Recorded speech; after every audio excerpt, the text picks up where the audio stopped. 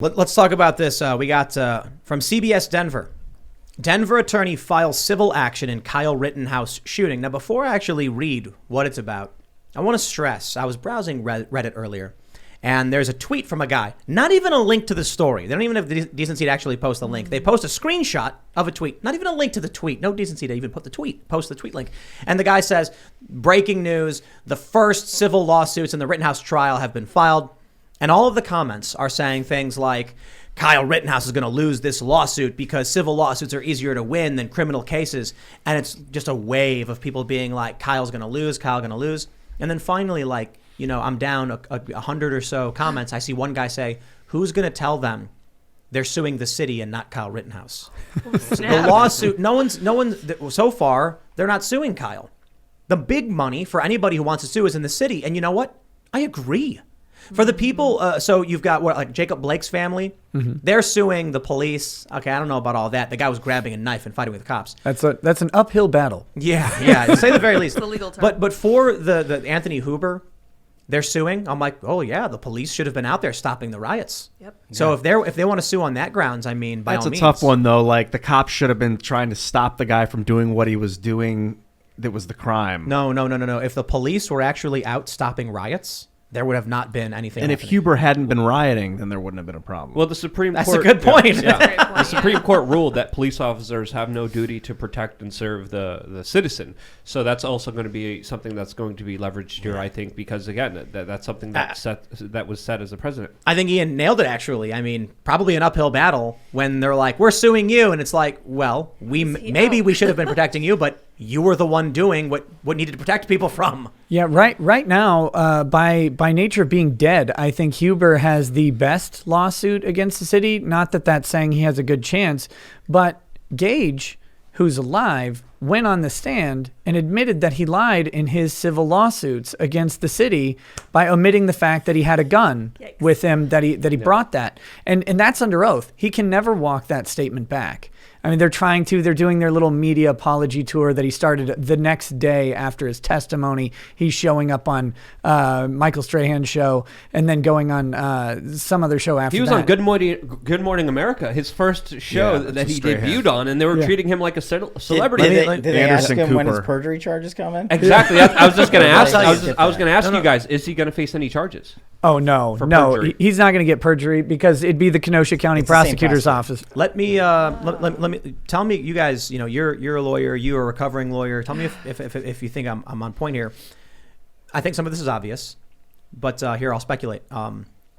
Gage Grosskroitz had a second DOI in January of 2021, I believe. It was 6 days before the Rittenhouse trial. It was dismissed on a motion of the prosecution. Gage Grosskroitz had a signed search warrant against him for his cell phone that the prosecutor told the police not to execute. Gage seems like, you know, he also had this let me slow down. He did have, I believe it was a $10 million lawsuit. Was it against the city or the police? The city? I believe it was the city. The city. He had a $10 million lawsuit against the city over what happened. But then he testifies under oath, contradicting his own lawsuit, which clearly means he's going to lose. So it sounds to me like they went to him and said, you have two choices. You can plead the fifth, move forward with your lawsuit, maybe win $10 million bucks.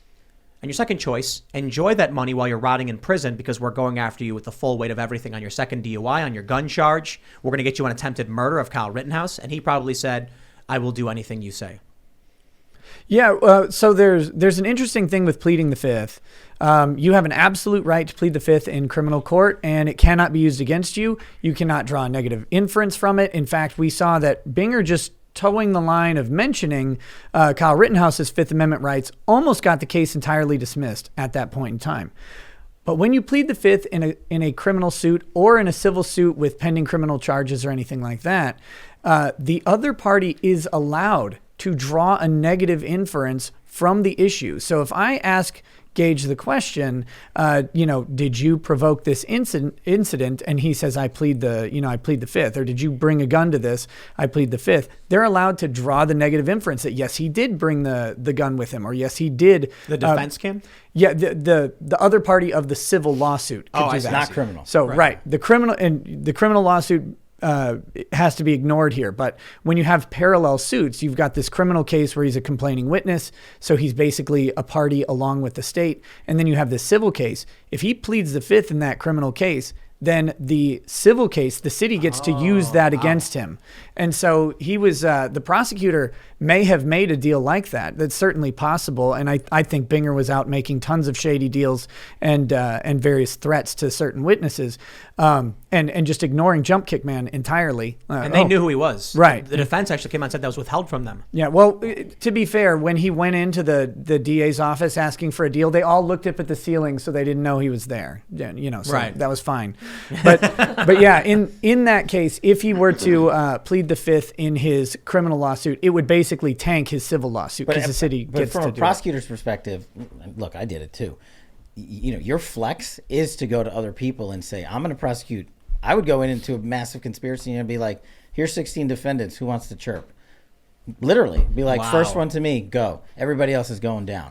But at that point, I knew I had the evidence. I wasn't bluffing the case, right? Yeah. I was saying, I can use some assistance and I don't need to put 16 people away, because you also know that not everybody is as culpable as the next guy. There's different levels of it, right? Yeah. So from a prosecution's perspective, not everyone should go down for the same amount of time just because they were involved in the whole thing. So that's where you get some wiggle room. I think this prosecutor is crazy and probably just went in there, didn't have his case together, and was just walking the big walk and trying to say, I'm going to do what I want. I'm going to pound my chest. I'm going to go on TV. I'm going to make the world's greatest case since OJ, except he, I think Krause tampered with all the evidence. I don't know if you saw my Twitter thread about it. It's speculative, to be completely fair, but I think it's speculative only in one key area. What do we know? The drone footage they admitted, which was their special key evidence that showed Kyle, they claimed to be pointing a weapon, which it didn't show, by the way. It was too blurry. It was nonsense. But it came in a weird format, 844. It was 1920 by 844, so it was cropped. Mm-hmm. Someone took footage that appeared on Tucker Carlson, cropped out the top, presumably from Tucker Carlson's show, and removing the Fox graphic. It was then further cropped and compressed, renamed, and sent to the defense. I think you know this stuff. Krause has a cropping software, Format Factory, and compression software, Handbrake, on his laptop. So here's what I was talking to this Antifa guy, and he said, yo, man, that's wildly speculative for you to be claiming that stuff. And I was like, well, hold on. Evidence that was given to the defense was cropped and compressed. The prosecutor who gave the evidence to them that way has cropping software, specifically for cropping, and compression software, which is specifically, it's transcoding, but one was it does cropping and mixing, one does compression. So, look, I'll put it this way. If I see a person on the ground with a stab wound, and then I see a guy holding a bloody knife, okay, I'll admit, it is me speculating to say that guy with the knife stabbed the person on the ground. That's what they call being caught red-handed. But I also think it's fair to say the person with the weapon in question that was used, presumably a same kind of weapon to kill someone, and they're right there. Mm-hmm. I mean, I don't know if you agree with me on that one. Well, the thing making it even worse is whether or not Krause cropped the footage and compressed it. One, it was idiotic of them to use a laptop that had anything other than, we saw it with the defense, right? During the jury deliberations, they said, we have a clean laptop. The only thing on it is VLC and the files that they need to view. That's it. There's nothing else. A sanitized laptop. And what's a laptop that can play video cost? $300. You can go to Target and buy one. So that's not a problem. Why the state had a laptop with that software on it, along with other evidence, is baffling. But the problem with it is that Krause stood up and he said, I don't know anything about compression. I don't know anything about, how you manipulate these video files. And then we see, because of their mistake of having this stuff on this computer, we see it there. And it's like, look, I know about compression. I know about cropping video. I don't have Handbrake. So someone who has it, you're like, okay, why do you have this if you don't know anything about it? And the state shouldn't be manipulating and cropping evidence anyway. They send it off to the crime lab to do that. Right. So it's extra nonsensical. Why can't we? How come we don't have leaders who are willing to actually make a move? I'm talking about the judge here. Well, that's what I was going to ask. He intimated putting the prosecution on the stand under oath. So this is what the I'd have judge, done on the spot. this is, well, most judges don't do that. They can do that. This is what this judge should be doing. The trial's over, right? He can be instituting contempt proceedings on his own. There's no defense and prosecution in that scenario. Every judge has this right. If he thinks, to your point, if he thinks someone lied that appeared before him, that's a contempt proceeding against that person. The NBC News reporter person that was chasing around the jury, right? That, in my opinion, is one of the most egregious things you can do is intimidate a jury. That's an actual crime, but let's set aside the crime. What can the judge do? The judge can haul in that person and NBC News and say, who gave you that instruction to follow the jury? What was your instruction and what were you supposed to do? And if he lies, contempt of court. And the penalty for contempt of court is going to prison, or he can fine you as much money as he wants to. He should be doing that now. He can, how long, contempt, how long can they send you to prison for? Is it jail or is it prison? I think it's up to a year. It's up to a year per count. Yeah. And then you can stack them. And the judge money, just decrees it, right? Right. And the money, there's no real like limitation. I mean, you can't go wild, but you can fine a company a lot of money for being held in contempt. That's the power that judges are supposed to wield to keep these people in check, especially when prosecutors lie to their face. But when there's an acquittal, this judge is probably, my guess, just going to be like, I'm not going to do anything anymore. When someone, where are the leaders? But that's it. There is no good when judge. Someone who gets hit for contempt, if they lie about the same thing over and over, do they get a contempt charge every time they say a lie? You can.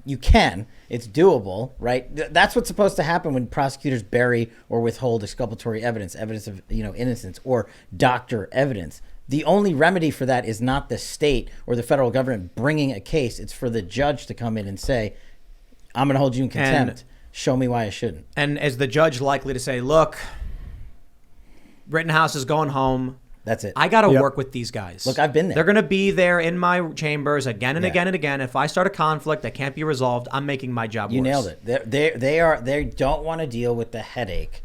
And I've caught prosecutors in massive narco trafficking cases burying evidence of innocence. I waited a year and a half till I got to the first witness in trial and exposed it and got those cases thrown out. My next move was like, hey, judge, you want to issue contempt proceedings? This person lied to you for 18 months and we just proved it, and the case just got tossed. And every time they're like, well, let's talk about it later. I got to work with the U.S. Attorney's Office.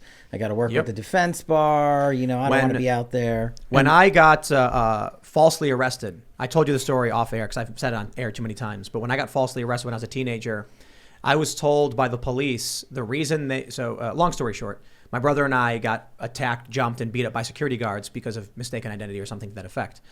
When we talked to the cops, they said, look, we know that you guys didn't do anything wrong now. Everything's been resolved, but we got to work with these guys. They're a big part of the economy here in the small suburb. We get calls from them all the time. If we get into it with the security guys, it's going to be a nightmare for us. So we're going to let them get away with the attack on you and enjoy. I hope you enjoyed the 8 months of your lives you spent in and out of court and all the money you lost. That's how it works. No accountability. The state is friends with the state and the system. Thanks for checking out this clip from the Timcast IRL podcast. If you want to see the full show, come back to this channel, youtube.com/TimcastIRL, Monday through Friday at 8 p.m., where you can leave comments and super chat, and we actually will read your comments on the show. Don't forget to like, share, subscribe, and if you want exclusive members-only content, segments you can't get anywhere else, go to timcast.com, become a member, and we even have full bonus episodes. Thanks for hanging out, and we'll see you all next time.